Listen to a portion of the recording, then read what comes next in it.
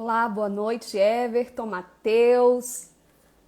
Podem ir entrando, fiquem à vontade. Larissa acaba de entrar. Azevedo, Rafael Gadelha, Arlete, fiquem à vontade, podem ir se apresentando.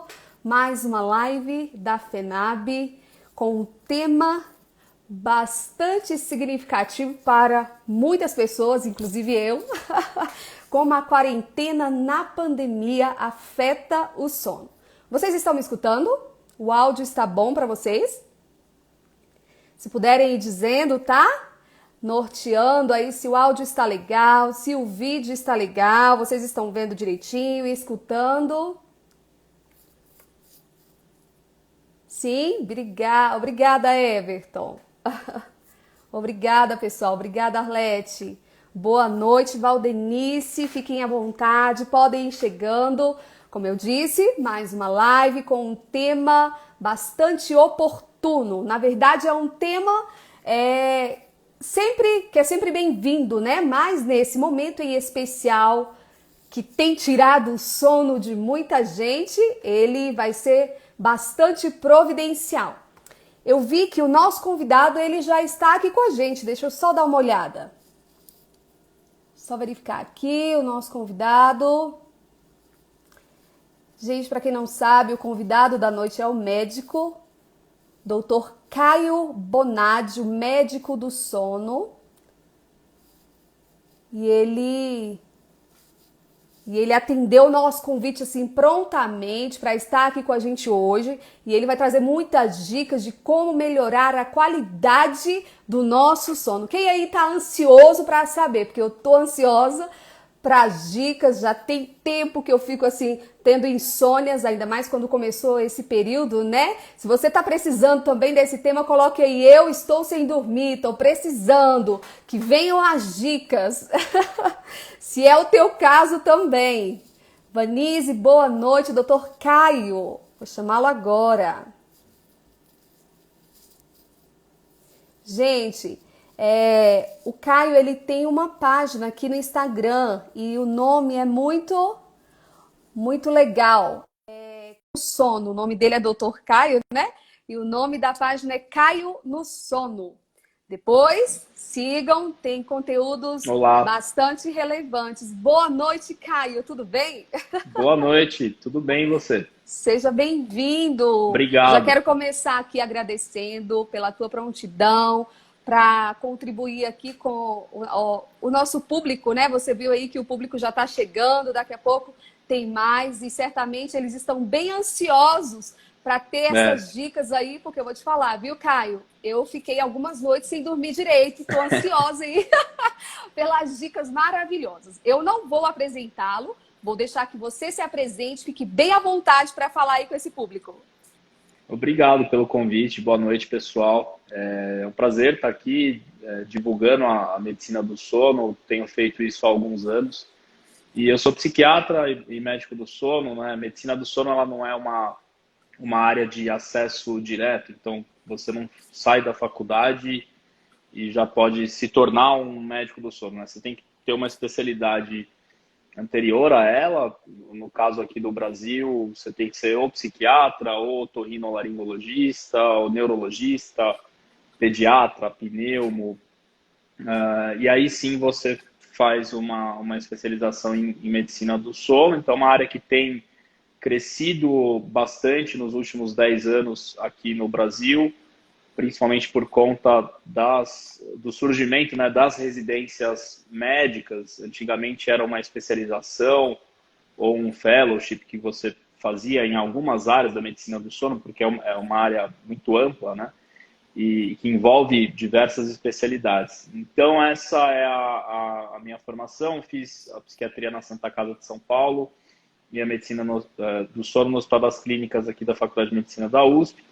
E hoje atuo dentro aqui do meu consultório, atendendo os pacientes de medicina do sono. Lógico que existem comorbidades, os pacientes não têm uma coisa só, os transtornos psiquiátricos eles crescem a cada mês, infelizmente, e acabo fazendo esse atendimento mais multidisciplinar. Trabalho muito com psicólogos, com fisioterapeutas, fonoaudiólogos. Tratar um paciente de sono, você precisa de equipe. E tenho divulgado a medicina do sono fazendo cursos EAD para profissionais de saúde sobre fundamentos de medicina do sono, que é uma coisa que a gente não tem na graduação, infelizmente, e tem dado muito certo, né? É uma área que tem me dado muita satisfação, né, em compartilhar esse conhecimento com outros profissionais de saúde, não só médicos. Que legal, Caio. Pessoal, já deu aí para ver que hoje pode pegar o papel, a caneta, porque certamente muitas dicas, além de médico do sono, ele é psiquiatra, né?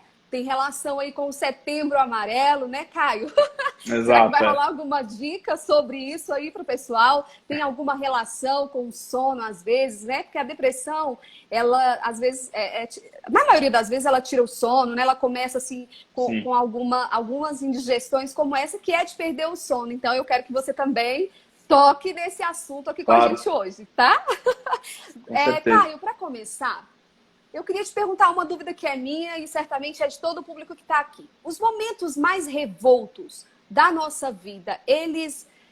É possível que o sono fique mais agitado mesmo? Como que se explica isso? Quando a gente fala de dificuldade para iniciar ou para manter o sono, ou às vezes você acorda lá no finalzinho da madrugada e antes do despertador tocar e não consegue mais dormir, né? Isso não necessariamente é insônia. São coisas que podem ser fenômenos isolados que dependem muito do seu estado de hiperalerta no dia anterior. A dificuldade de manter, de iniciar o sono, está muito relacionada a esse hiperalerta. O que eu quero dizer com hiperalerta? Para a gente entrar nos estados de sono, né, o sono é dividido em várias fases, mas para que o cérebro produza o sono, o cérebro, ao contrário do que muita gente pensa, ele trabalha para a gente dormir, mas para que isso ocorra, a gente precisa entrar num processo de relaxamento nas horas que antecedem o nosso horário habitual de dormir. Então, quando você nomeou aí como momentos revoltos, né? Momentos revoltos, Agitado. agitados. Então, isso pode ser desde um dia muito ruim que você teve, ou uma situação muito mais complexa e até muito mais difícil de resolver, né? Vamos pegar o exemplo da pandemia. Uma situação financeira difícil, a perda de um emprego, a perda de um ente querido pela Covid, enfim. São situações que demoram um pouco para a gente resolver. Então, tudo isso gera estresse, gera a liberação de várias substâncias que impedem o relaxamento cerebral, que impedem o relaxamento motor, o relaxamento psíquico. E aí o cérebro não consegue entrar naquele turno de produção de sono. Então, de fato, os momentos mais revoltos da nossa vida, geralmente, eles se apresentam com alguma dificuldade para dormir ou para manter o sono. Mas o contrário também acontece. Momentos bons da nossa vida também geram a liberação dessas substâncias que impedem que a gente durma, né? Eu tive uma experiência aí nos últimos 2 anos, enfim, uma situação nova de vida, um emprego novo, que foi muito bom para mim e eu fiquei alguns dias sem dormir, porque, De poxa, tanta felicidade, né, Caio? exato, você pensa, né, em várias coisas que você tem que mudar na sua vida por uma situação que não necessariamente é desagradável, né? Positiva, né? Então, exato. Então, as duas coisas podem acontecer. Não são só momentos revoltos que nos trazem a dificuldade para dormir. Que legal, muito bom. Então, eu vou te falar, eu me incluo aí nesses dois, tanto nos momentos bons quanto nos momentos felizes. Eu vou te falar, então eu não tô dormindo, Caio. Tô O ficando grande sem dormir. problema, o grande problema é quando isso se torna frequente. A frequência, né? Exatamente. Quando isso se torna frequente e quando isso gera uma repercussão no dia a dia do paciente.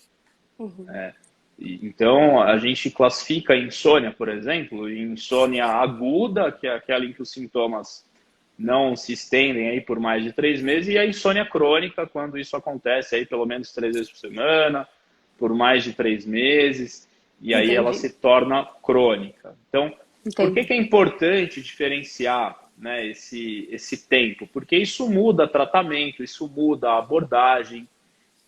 Então, a dificuldade para dormir é um termo muito inespecífico. Dificuldade para dormir não é igual a remédio para dormir. Ele é mais amplo, né? Não é Exato. tão simples assim de se tratar algumas coisas, outras já são, né? Dificuldade para dormir significa o quê? Que o profissional que está ouvindo essa queixa, ele tem que cavucar. Ele tem que entender o que é dificuldade para dormir. Será que é insônia? Será que é apneia? Será que é ronco? Será que é porque a rotina do parceiro ou parceira de cama é muito diferente da sua rotina e isso influencia o sono? Então, é uma situação muito mais complexa. Entendi.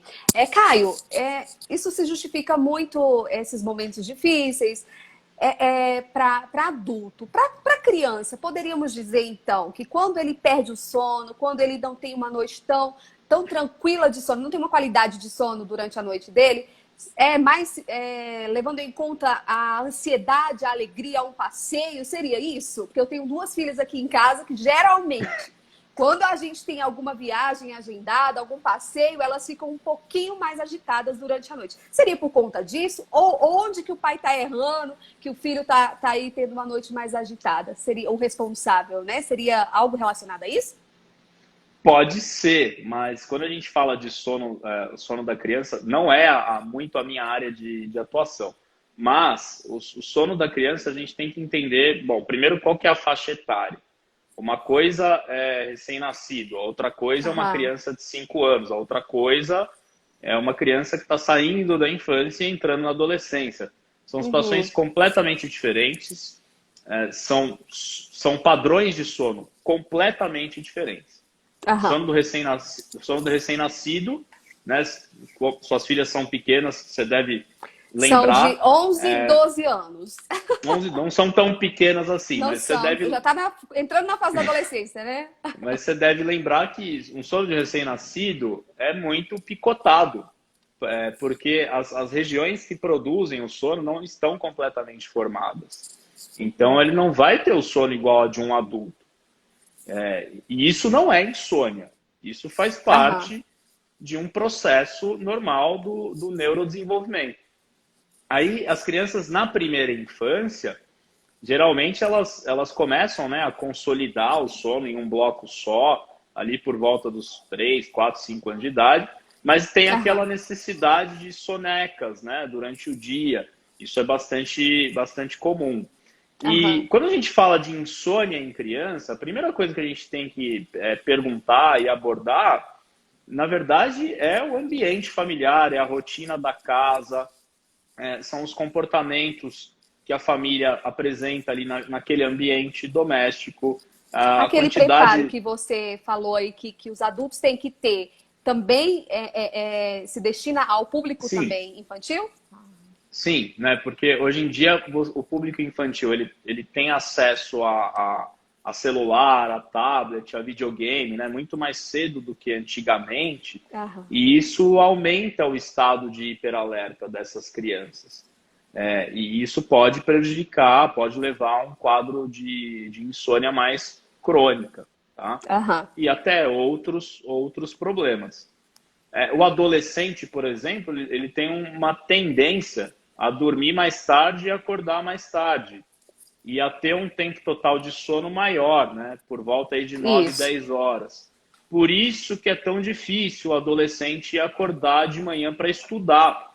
O rendimento acadêmico é muito aquém do que se espera, né? Existe aí um movimento, no sul do país já existe uma mobilização nesse sentido, mas em outros países, a Califórnia, por exemplo, um estado dos Estados Unidos, já mudou o horário de aula dos adolescentes, porque isso está mais do que provado que você atrasar um pouco o horário das aulas aumenta o rendimento acadêmico dos adolescentes.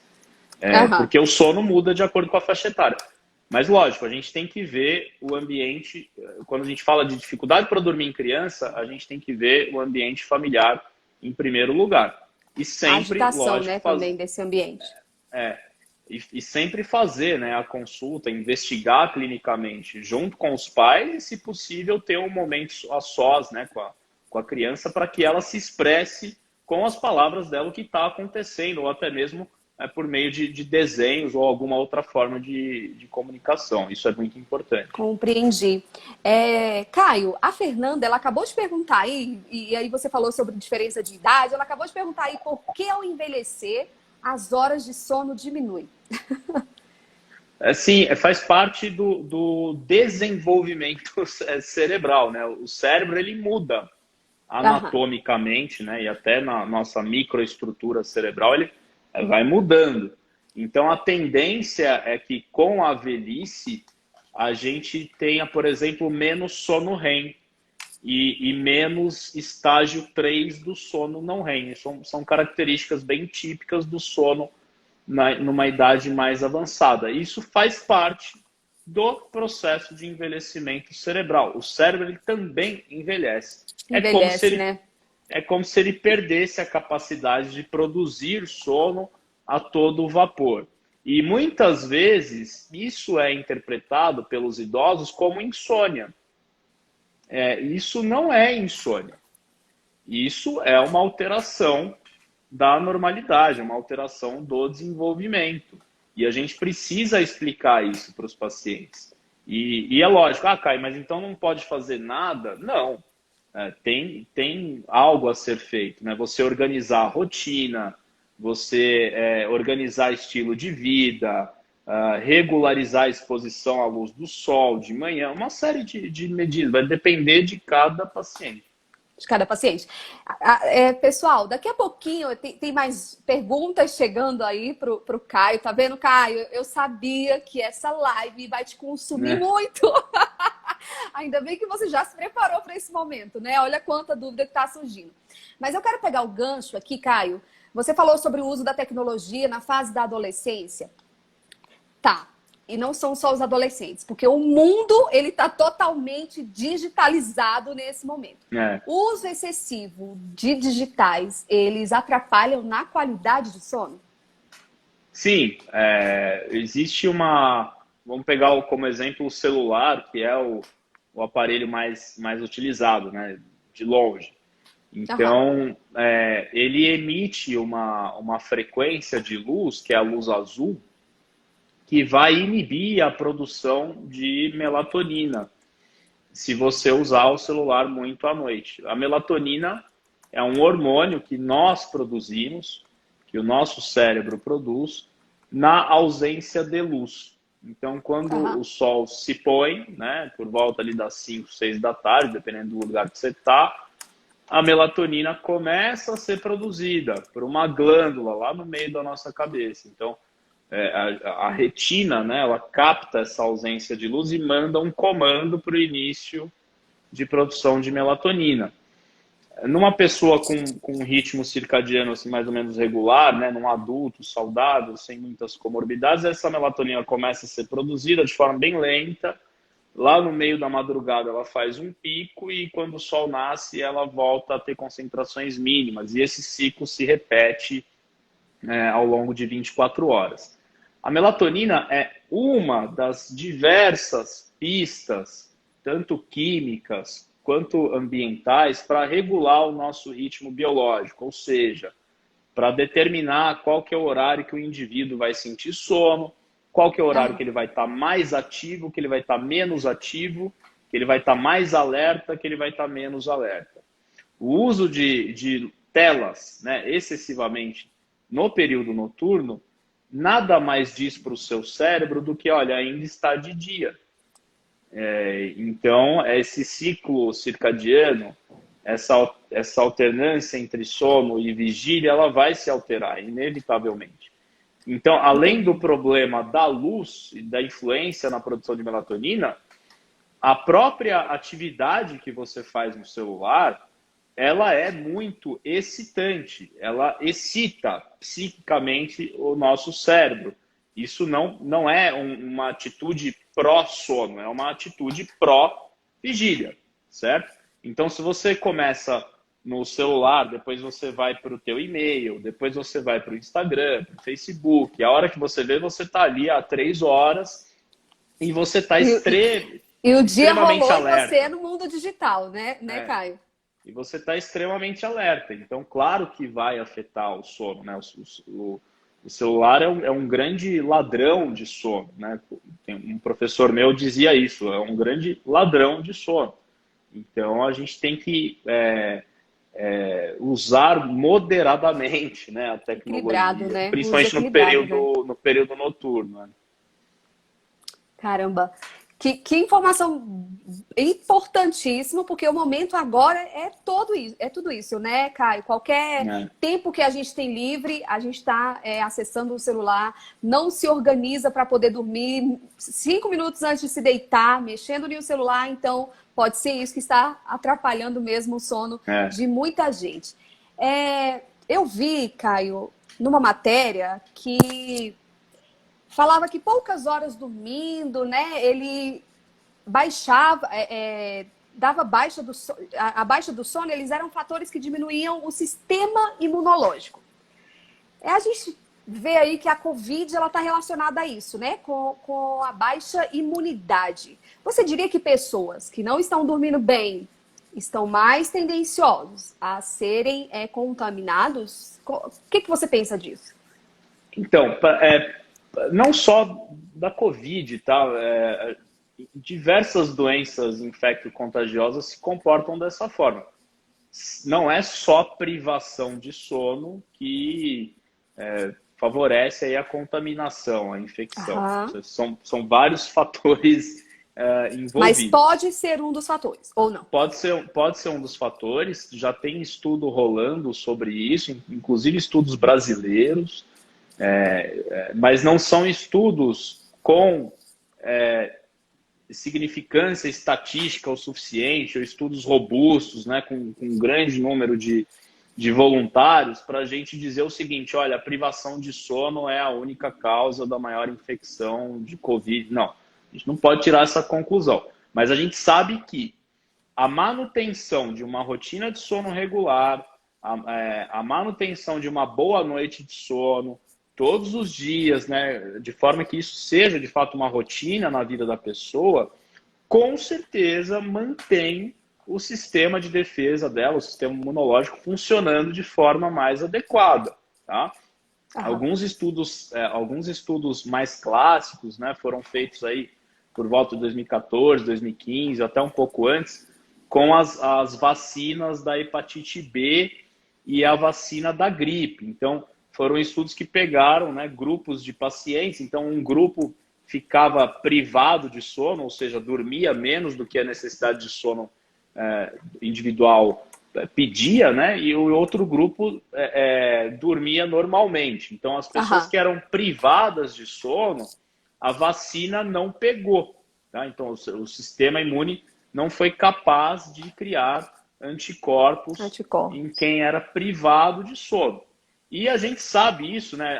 Não precisa de nenhum estudo científico, né, para você concluir isso, porque tem aquela coisa de evidência científica beira-leito, né? É o que você vê na prática clínica, na nossa família.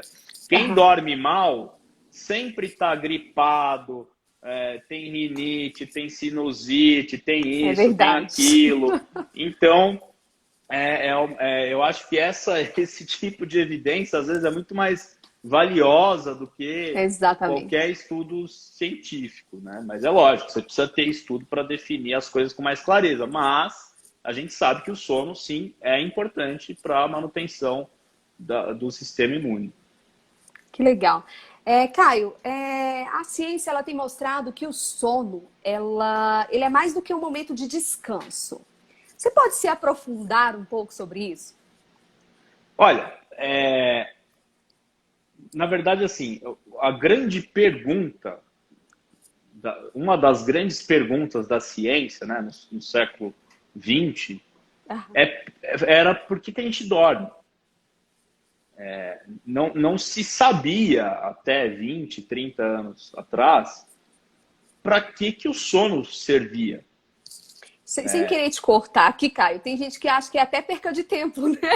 Eu vou perder Exato, meu tempo dormindo, né? Tem gente que quer tão, às vezes, sim. pensa isso.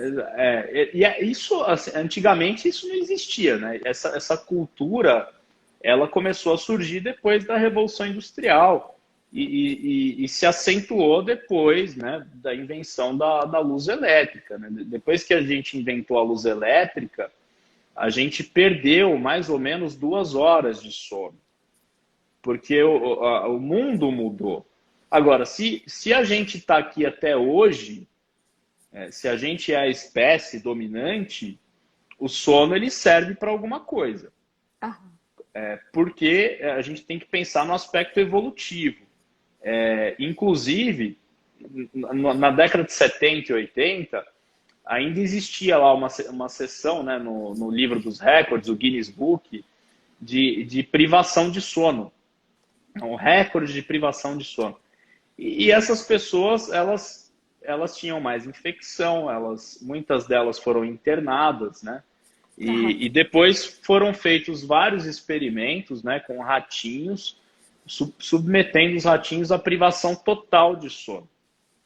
E todos eles morrem. E eles morrem de diversas causas. Infecção, edema de pulmão e uma série de outras condições clínicas graves. Tá? Então, e aí depois foram vendo que, bom, acho que o sono serve para alguma coisa, porque se a gente priva o rato de sono, ele morre. E se a gente priva o ser humano de sono, ele também morre, né? Tem uma doença muito rara que se chama insônia familiar fatal. Felizmente, ela é muito rara, uma doença, tem uma família na Itália que tem e uma no Canadá. E essas pessoas, por volta ali de 30, 40 anos, elas perdem a capacidade de dormir e acabam indo a óbito aí dentro de poucos meses.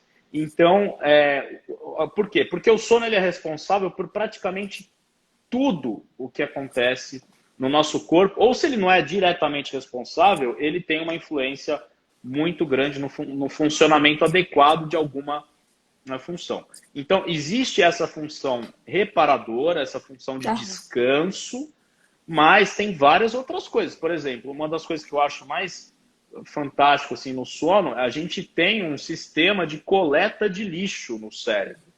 Olha só que legal. Então, tem um grupo de células no nosso cérebro que só funcionam de noite. E a única função delas é limpar todas as substâncias nocivas que são produzidas ao longo do dia, só que isso acontece só à noite.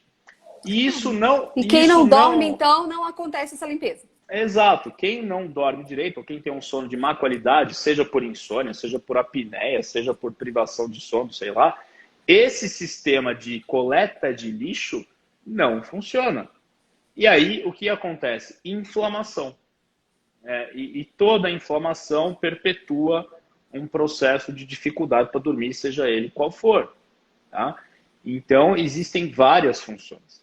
Né? E, por exemplo, além do descanso, além dessa coleta de lixo, o sono é responsável pela produção e pela regularidade, né, de produção de diversos hormônios. Hormônio de apetite, grelina, leptina, hormônio de crescimento, GH, a manutenção aí dos níveis de glicose. Então, é um comportamento muito complexo que tem várias funções. E também a capacidade cognitiva, né? Principalmente o sono REM está relacionado aí com a consolidação de memórias, com a capacidade de aprendizado, de linguagem, de planejamento, de criatividade. Então, é um processo que tem diversas funções. Entendi. Caio, outra atividade que é muito intensa durante a nossa noite de sono, na verdade, durante os momentos que a gente está mais agitado, revolto, como eu já te perguntei no início, são a atividade do sono, dos sonhos, né? É normal isso? O que que você tem a dizer? Como se justifica? É uma reação do cérebro? E o que é recomendado diante disso? O sonho, ele faz parte do sono. Tá. Ah, Caio, eu não sonho e eu não lembro de nenhum sonho. Então, isso quer dizer que eu não durmo bem? Não. Até hoje a gente não compreendeu o que exatamente faz uma pessoa ter mais facilidade para lembrar o sonho ou não. O que a gente sabe é o seguinte: quando você acorda de um sonho que acontece durante o sono REM, é muito mais fácil você se lembrar deste sonho. Mas às vezes você pode não lembrar também, tá? Então, são coisas que Não é uma regra, né? não é uma regra. Quando é que o sonho vira doença? A gente tem algumas situações dentro da medicina do sono que o sonho ele pode representar um sintoma de alguma doença.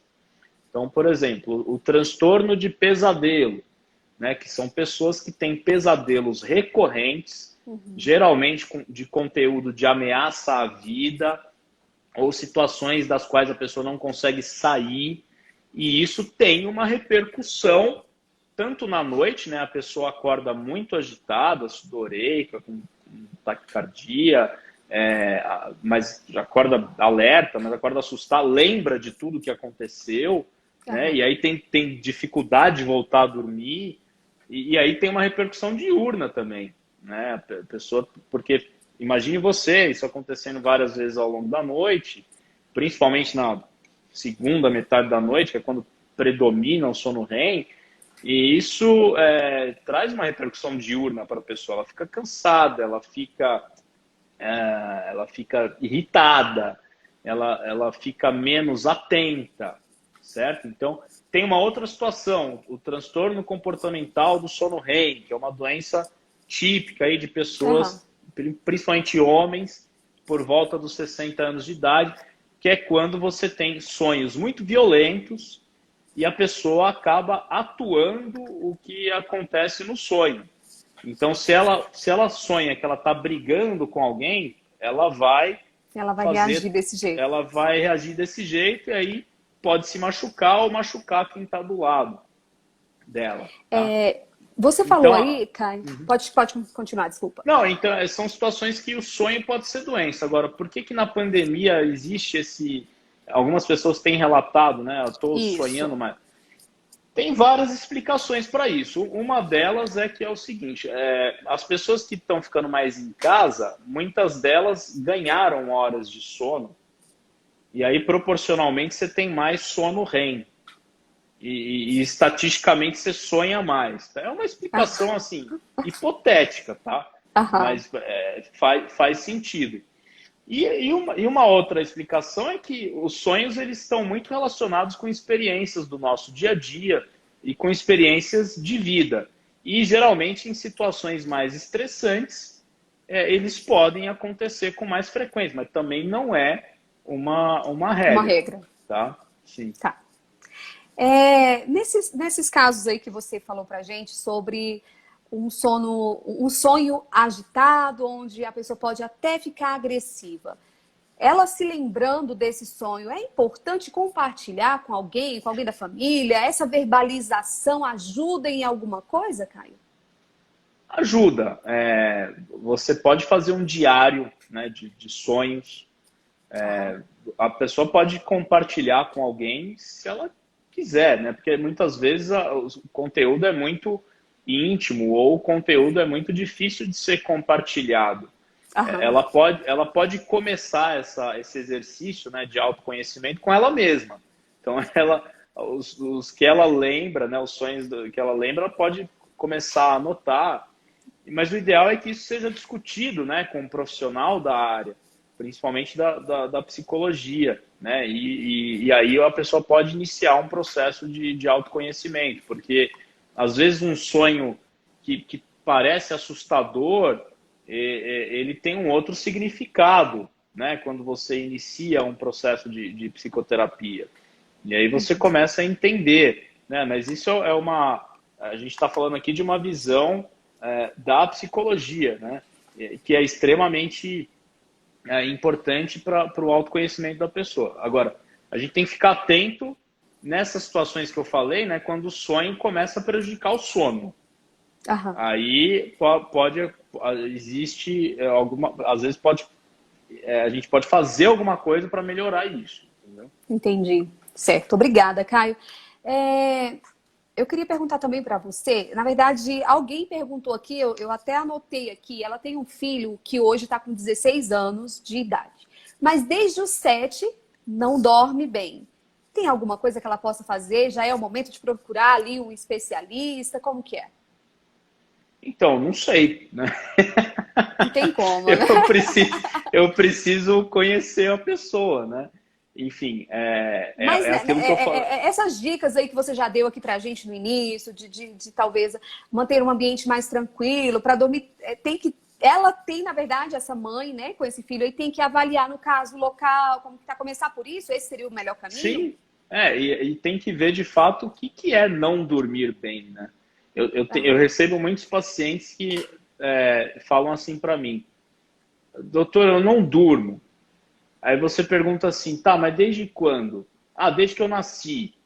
Não, não é bem assim, tá? Então, Em se algum você não momento dorme. você dormiu, né? Exato. Então, é importante a gente. Eu acho que uma coisa importante de ser feita, né, antes de procurar um especialista é entender, bom, o que aconteceu para o padrão de sono mudar? Como é que era o padrão de sono antes da Antes. queixa e como é que é o padrão de sono atual? Aconteceu alguma coisa para ele mudar o padrão de sono, tanto em rotina, quanto a como é que está na escola, como é que está o rendimento acadêmico, como é que estão as amizades, como é que estão os relacionamentos, como é que é a dinâmica da família, como é que é a rotina de sono dele e da família. É muito diferente? Existe um conflito? Né? Agora mesmo atendi uma paciente que a maior dificuldade de dormir é que a rotina da filha é extremamente noturna e a dela é extremamente diurna. E a filha ainda é E a muito dependente. filha tem quantos anos? A filha ainda é muito dependente dela, né? Tem 12 anos, 11 anos e ainda faz aula online e só estuda à noite, enfim. É lógico que o sono vai ficar bagunçado. Então a gente tem que ver, né? O que Aham. está acontecendo de fato. E olha, é assim, né? Poxa, desde os 7 ele já está com 16. Eu acho que está mais do que na hora de procurar ajuda. Não é? Se você está há 9 anos tentando, né, descobrir alguma coisa, tá na hora de procurar uma ajuda, né? De E ainda preferência não aí, descobriu, né, Caio? exato, né? Então, de preferência algum médico que tenha a especialidade em medicina do sono, ou até o psicólogo do sono, existe essa especialidade, para entender melhor o que está acontecendo. Entendi, perfeito. Aí, ó, quem perguntou, fica a dica. Se já tá mesmo desconfortável, procure aí um especialista, alguém que possa te dar um suporte. Caio, acho que foi a Fernanda. A Fernanda está aqui com a gente, ela está bem participativa. Ela perguntou: os indutores do sono auxiliam? Sim, os indutores de sono, eles são indicados para o tratamento da insônia, mas o uso prolongado deles não é recomendado por conta do risco de dependência, tanto química quanto psicológica, né? Ah, O que é uma dependência química? É quando você não consegue se livrar da substância, é quando você perde o controle sobre o uso, quando você começa a usar doses cada vez maiores para atingir o mesmo efeito, quando ah, você tira abruptamente, você tem abstinência, né? Isso é uma dependência química. E a dependência psicológica, quando a gente fala de sono, é você colocar todas as crenças, né, na medicação. O que é isso? O sono só vai existir se eu tomar o remédio. E não é assim que funciona, tá? Então, os indutores de sono, eles estão indicados para tratamento da insônia, mas eles não funcionam se você não tratar a parte comportamental da insônia. E aí você vai precisar do psicólogo do sono atuando junto com o médico do sono para poder fazer o desmame dessas medicações. Perfeito. Caio, a gente falou, eu te fiz uma pergunta, se já era o momento dessa mãe procurar um especialista. Afinal, qual é o melhor momento de se procurar um especialista? Quer seja psicólogo da área, quer seja, no seu caso aí, né, o médico. Qual é o melhor momento? Olha, não existe cada momento ele é individual para a pessoa, né? Então, vamos pegar o exemplo dessa pessoa que enviou aí o caso do filho dela. Olha, tá há tanto tempo com uma queixa, tá na hora, né, de procurar ajuda. E a gente tem que lembrar o seguinte, a gente não pode ir no médico ou em qualquer outro profissional de saúde só quando está doente. Tem que fazer um check-up de vez em quando, né, Caio? Não, às vezes não é nem check-up, às vezes é você ser orientado, né, no sentido de promoção de saúde. Para você não ficar doente, né? Se prevenindo, né? Exato. Então, por exemplo, eu sou médico, eu estou aqui com uma dificuldade jurídica, eu mesmo vou fazer uma petição. Não, eu não tenho capacidade para isso, eu não sou advogado, então eu tenho que procurar alguma pessoa que é especialista. Agora, quando é que a gente procura? Quando o sono começa a ter repercussão no nosso dia a dia. Uhum. Então, se isso se torna uma coisa frequente, se você não está conseguindo resolver. Outra coisa, quando a gente começa a procurar automedicação, quando a gente começa a roubar comprimidinho da avó, da mãe, da tia, do primo, tomar remédio por conta, está mais do que na hora de procurar especialista, porque a automedicação vai atrasar uma série de diagnósticos, vai atrasar uma série de tratamentos. Então, se você toma remédio por conta, está mais do que na hora de você procurar especialista. E a frequência de sintomas cada vez mais aumentando e uma repercussão diurna muito importante. Então, quais são as repercussões diurnas de um transtorno de sono? Sonolência excessiva diurna, dificuldade de memória, de concentração, alterações de humor, ganho de peso, aumento de apetite, tudo isso são sinais que demandam aí ajuda profissional. Teve uma pessoa, você falou aí sobre automedicação. Teve uma pessoa que perguntou aí sobre o chá de mulungo. Eu já ouvi falar algo sobre isso, parece que ele é analgésico, né? Tranquilizante, calmante. Isso ajuda? Acho que a pessoa está querendo saber sobre isso. Ajuda. Pode tomar sempre? A pergunta dela é essa. Ajuda, né? Agora, não é porque é chá que você não vai fazer, você não vai procurar uma orientação, né? Uhum. As pessoas têm um conceito de que tudo que é planta, erva, tudo que é verde, ou tudo que é bom. Eu tenho um conceito assim, tudo que é natural é o que o nosso corpo produz. Então, para mim, por exemplo, um chá não é natural. Porque meu corpo não produz aquilo. Então, assim... verdade. Tem que ter cuidado, né, Caio? Exato. O chá de mulungu, ele ajuda, sim, né? Agora, eu acho que é melhor você fazer esse consumo baseado numa orientação de um nutricionista que entende disso.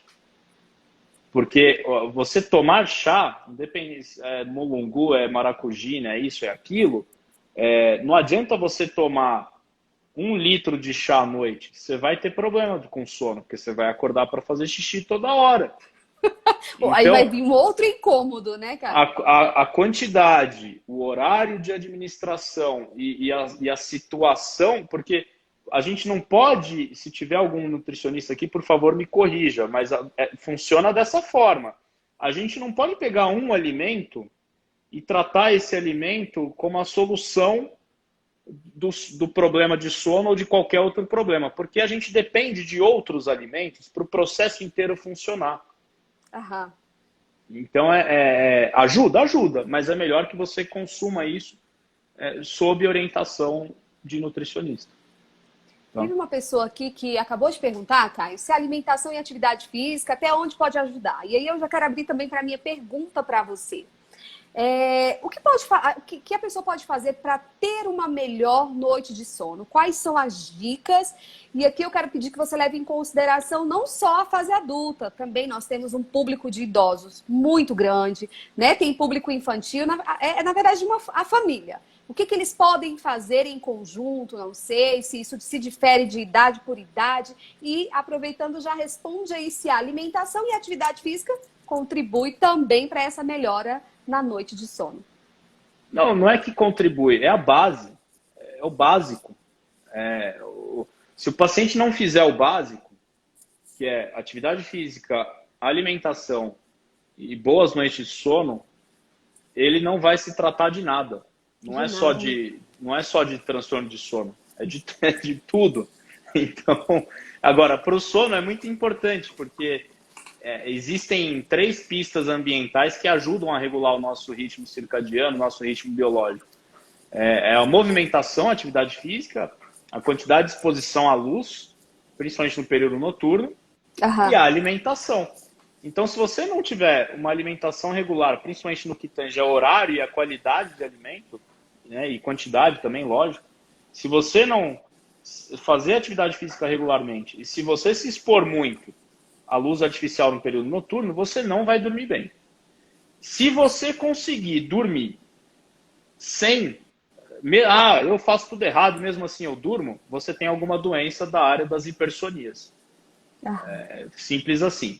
Então, essa base ela tem que ser bem construída e todo profissional de saúde tem que ter a capacidade mínima para orientar o mínimo. O mínimo, né? Então, agora, se a pessoa tem se o cara tem diabetes, se tem uma obesidade de um grau mais alto, ele vai precisar de um nutricionista, de um endócrino, seja lá o que for. Mas a gente tem que aprender a orientar o básico.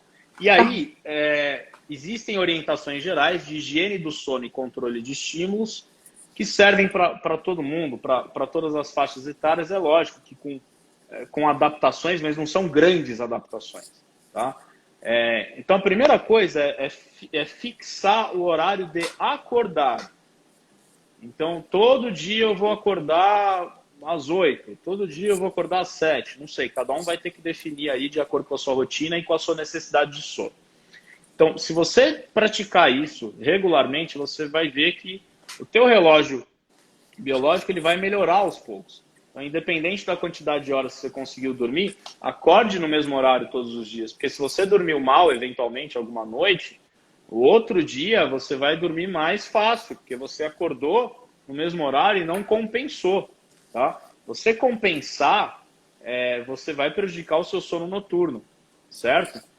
Ir para a cama somente quando estiver com sono. Mas eu vi na TV que todo mundo tem que dormir das 10 às 6. Mas você não é todo mundo. Você tem a sua necessidade individual de sono. Singular, isso é genético. Né? Isso é genético. Isso varia com a faixa etária, varia com o local onde você mora. Então, talvez a sua necessidade de sono não seja das 10 às 6. Talvez seja da meia-noite às 8. Ou das 8 da noite às 4 da manhã. Isso depende. Tá? Ir para a cama somente quando estiver com sono. Porque as pessoas que ficam muito tempo na cama sem estar dormindo, elas têm mais dificuldade para dormir, porque elas começam a brigar, né, com o sono, a contar o carneirinho, ou pega no celular, olha no despertador e fica lá na cama. O quarto, o ambiente de sono, ele tem que ser escuro, a temperatura tem que ser agradável, né, para um adulto entre 22 e 24 graus, mas volto a dizer, a sensibilidade ao frio e ao calor é muito particular também. Tem que ser escuro, silencioso, uma temperatura agradável. O quarto ele não pode virar um refeitório, um escritório. O quarto ele só serve para atividade sexual e para dormir, mais nada. A gente tem que... o cérebro ele tem que associar o quarto ao sono. Ele não tem que associar o quarto a trabalho, a alimento. A outras atividades, né? Exato. Acordou no meio da noite, não está conseguindo voltar a dormir, sai do quarto. Vai fazer outra coisa que te traz relaxamento, leitura, música, ou simplesmente ficar no sofá sem fazer nada. Quando o sono voltar, aí sim você volta para o quarto. Agora, de nada adianta você acordar no meio da noite e olhar no despertador ou pegar no celular. aí você estraga todo o processo. Prática regular de atividade física, já falei, alimentação, já falei, e evitar, né, consumo de estimulantes ao longo do dia, então alimentos que têm cafeína ou bebidas cafeinadas, tá? Aham. Não fazer automedicação de forma alguma, não fazer automedicação. De 2 a 3 horas antes do teu horário habitual de dormir, se desconectar de celular, né? Do mundo digital, né? Exato, priorizar atividades mais relaxantes. Então, leitura, música. Alguém perguntou aí, pode ler na Se cama? pode ler na cama. Se isso não atrapalhar o início do seu sono, pode, tá? Lembrar que a gente tem que ter a luz indireta, né? Não pode ser a luz direta no seu olho, senão provavelmente você vai ter dificuldade. E a televisão é muito relativo, porque tem gente que só dorme com TV. Mas depende muito do que você assiste, né? Se você assiste uma coisa, por exemplo, ontem... Filme de terror. Ontem eu tava vendo um jogo de futebol, o jogo tava tão ruim que eu capotei, nem sei quanto que foi o jogo, preciso até ver. Mas depende do que você está assistindo. Agora, se for uma coisa que te traz muito alerta, você não vai dormir, né? Não adianta, é ilusão. Então são orientações gerais, né? Agora, para criança, a gente tem que ver a rotina, né, da casa. Não é só a rotina da criança, é a rotina da casa. E os idosos, adolescente toma cuidado com o adolescente, porque eles ficam muito tempo no quarto trancado, e você acha que eles estão dormindo, mas eles estão mexendo em tela. Então, eles dão boa noite, mas não vão para dormir, né? Então a gente tem que ver isso também, né? Se a pessoa começa a ter uma baixa de rendimento acadêmico, é melhor investigar com mais calma. E para os idosos, né, muitos deles têm uma alteração que a gente chama de avanço de fase, né? Eles sentem sono mais cedo e acordam mais cedo. E necessariamente isso é um transtorno, é simplesmente uma alteração circadiana compatível com a faixa etária. Agora, para os idosos, nessa faixa etária, a gente tem mais doenças, a gente tem mais comorbidades. Então, a gente tem que ver se essas comorbidades estão controladas. Porque se elas não estiverem controladas, o sono com certeza vai ser afetado. Tá? Então, é uma avaliação muito mais complexa. Mas essas orientações gerais de higiene do sono e controle de estímulos servem para todo mundo. Inclusive, não é só para quem tem problema de sono, mas é para quem não quer ter problema de sono. Tá? Entendi. Caio, a gente tem 8 minutos agora para nossa live se encerrar. Fala um pouquinho aí, tem muita gente que fez alguma pergunta e talvez a gente não conseguiu responder todas. Eu busquei ficar de olho aqui, né? Mas pode ser que tenha passado alguma batida. Fala um pouquinho aí do seu canal Caio no Sono. Lá eles podem obter conteúdos, podem te chamar também no direct, caso surja uma dúvida. Como é que você pode ajudar aí esse pessoal, esse público? Eu vi que tem gente que já está querendo marcar consulta. Vê aí, já divulga seu trabalho. Sim, eu tenho meu Instagram, né, que se chama @, Caio no Sono. Então lá tem uma periodicidade, né, de conteúdos gratuitos que eu disponibilizo, né, sobre sono e saúde mental. Tem o meu contato lá para agendamento de consultas e tem o meu e-book, que vocês podem fazer o download de forma gratuita lá no meu site, e tem o link lá na bio. Aqui o link lá na bio atualmente, ele é um link pro webinário que eu vou fazer ao vivo no dia 9 de setembro, exclusivo para profissionais de saúde, sobre como discutir casos clínicos em medicina do sono.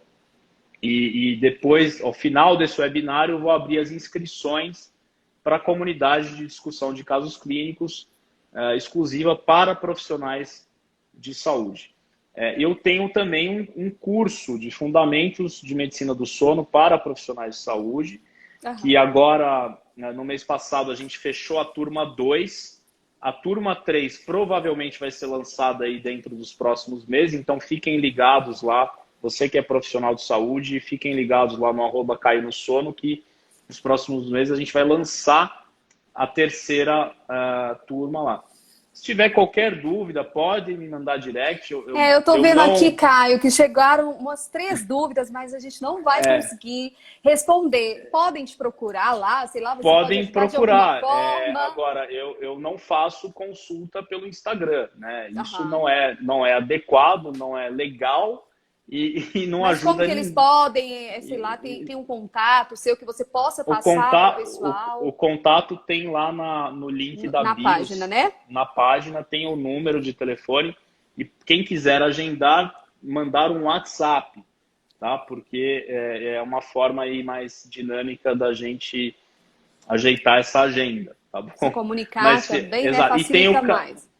E tem o canal no YouTube que se chama Caio no Sono, porque todas as lives que eu faço ficam gravadas lá no canal no YouTube. O quadro de lives que eu tenho chama Dormecast, é um quadro semanal, às vezes não é semanal, porque geralmente eu faço live externa, como hoje aqui da FENAB.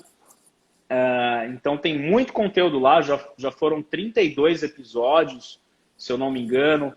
Recentemente participaram o Fernando Rocha, que foi apresentador do Bem-Estar, o Marcelo Taz, o Alex Atala. Eu dei uma olhada. E profissionais de saúde também. Então eu trago pessoas tanto da área quanto quem não é da área, porque o sono afeta todo mundo e a ideia é justamente divulgar a medicina do sono numa linguagem fácil para que todo mundo entenda. Que legal, Caio. Eu adorei esse nome, Caio no Sono, totalmente. Não era esse nome, era só não meu nome.